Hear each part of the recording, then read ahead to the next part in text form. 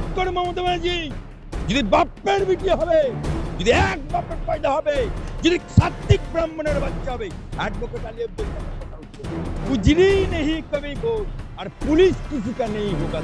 আমি বেঁচে থাকতে স্যার হতে দেব না। বিসমিল্লাহই গলত। এপাং ওপাং মমতা বুবু এবার ধাপাং। আমাদের মমতা খালা, আমাদের মমতা বুবু, আমাদের মমতা আপা তিনি বলে এই তো মোটা ভাই ডেলি প্যাসেঞ্জারই করছে। 12টা রাজ্যে স্যার হয়েছে, সেখানে বিরোধী দল আছে একটা, সেখানেও তো বাদ গেছে। আজকে যে দশাটা পশ্চিমবাংলায় হয়েছে জন্য দায়ী এই মমতা। গুটি ধরে লালবাজার ঢুকেছিল, নন্দীগ্রামে গুলি চালাচ্ছিল, 21 জুলাই হত্যা করেছিল এই মমতা। এই পুলিশ আমাদের ভাঙড়ের প্রার্থী নওশাদ সিদ্দিকীকে ব্যাটারি সিং জেলখানায় মুদাবুবুর আটা মাসে মাথা। দেখুন, প্রধানমন্ত্রী, ভারতবর্ষের প্রধানমন্ত্রী, তার যাওয়া, তার যে কোনো জায়গায় ভারতবর্ষের কাশ্মীর থেকে কন্যাকুমারী যাওয়ার অধিকার ইলেকশনের সময়ও আছে, ইলেকশনের বাদেও আছে, সারা বছরের শীত গ্রীষ্ম বর্ষা সব সময় আছে, সব সময় অল টাইম আছে। তাকে বাধা দেবার আইনে কোনো প্রভিশন নেই। যেমন বাংলার মুখ্যমন্ত্রী মমতা ব্যানার্জি পশ্চিম বাংলার দার্জিলিং থেকে আরম্ভ করে সুন্দরবন পর্যন্ত, ওদিকে বীরভূম থেকে শুরু করে সমস্ত জায়গায় তারও যাবার অধিকার আছে, রোকনেওয়ালা কেউ নেই। কিন্তু আমাদের মমতা খালা, আমাদের অভিষেকের পিসি, আমাদের মমতা বুবু, আমাদের মমতা আপা তিনি বলে এই তো মোটা ভাই, এই তো নরেন্দ্র মোদী ডেলি প্যাসেঞ্জারি করছে। এবারে আমি হুমায়ুন কবির আসাউদ্দিন ওয়াইসিকে স্যালুট জানাচ্ছি যে পিসিআর ভাইপোকে বীরভূম, হাসন কেন্দ্র, মুর্শিদাবাদ, নদিয়া, মালদা ডেলি প্যাসেঞ্জারি করতে হচ্ছে। এই যে ডেলি প্যাসেঞ্জারি ওরা করছে, বারবার যাচ্ছে, বারবার হাসনে যাচ্ছে, বারবার বীরভূমে যাচ্ছে, বারবার মালদায় যাচ্ছে। এর জন্য আমি হুমায়ুন কবিরকে এবং আসাদুদ্দিন ওয়াইসিকে স্যালুট জানাই যে পিসিআর ভাইপোকে ডেলি প্যাসেঞ্জারি করতে হচ্ছে। কারণ এই যে কদিন আগে এসআর নিয়ে আপনি বলুন তো, 12টা রাজ্যে এসআর হয়েছে, 12টার মধ্যে একটা পশ্চিমবাংলা, তাহলে 11টা রাজ্যে, 11টা রাজ্যে সেখানে বিরোধী দল আছে, সেখানে শাসক দল আছে, সেখানে পুলিশ আছে, সেখানে নির্বাচন কমিশন আছে, একটা সেখানেও তো বাদ গেছে। একটা জায়গায় একটা রাজ্যে কোনো গন্ডগোল হয়েছে।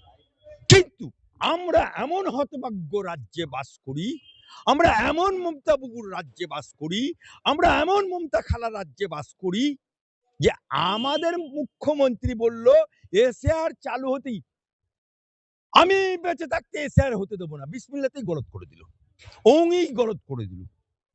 শুধু তাই না, উনি নিজে ফর্ম ফিল আপ করলো এসআর।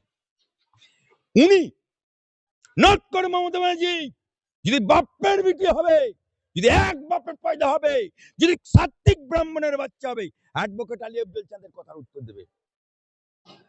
এই এসআর নিয়ে সুপ্রিম কোর্টে মামলা করেছে কে? এই রাজ্য সরকার দিয়ে। Melor 5 minutes, Melor 5 minutes.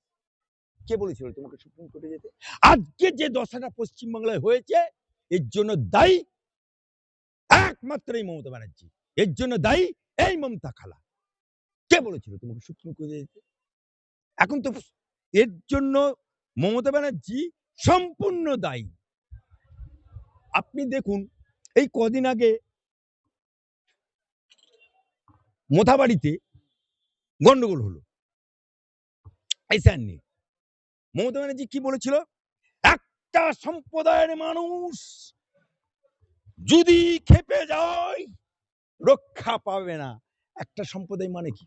মুসলমান। মুসলমান উনি খেপেই দিল।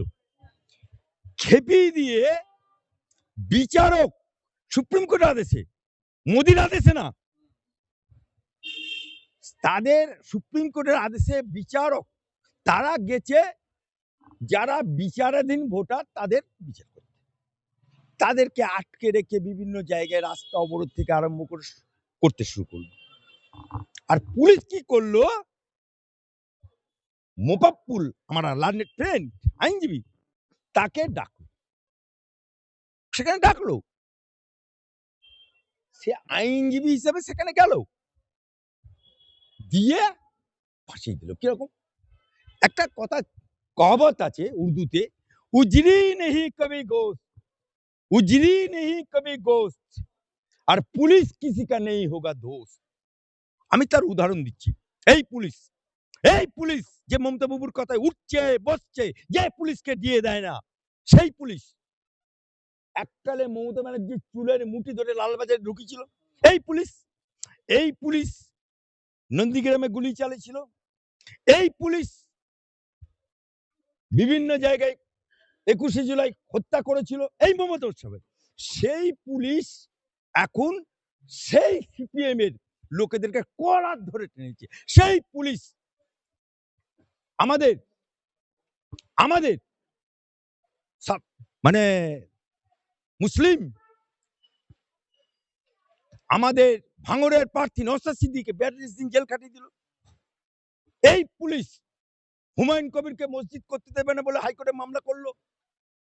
এই পুলিশ হাসনে ওখানে বিরোধী পক্ষের প্রার্থীদের মিটিং করতে দেবে না বলে বা তোমার ঢুকতে দেবে না বলে তাদেরকে রুখে দিচ্ছে।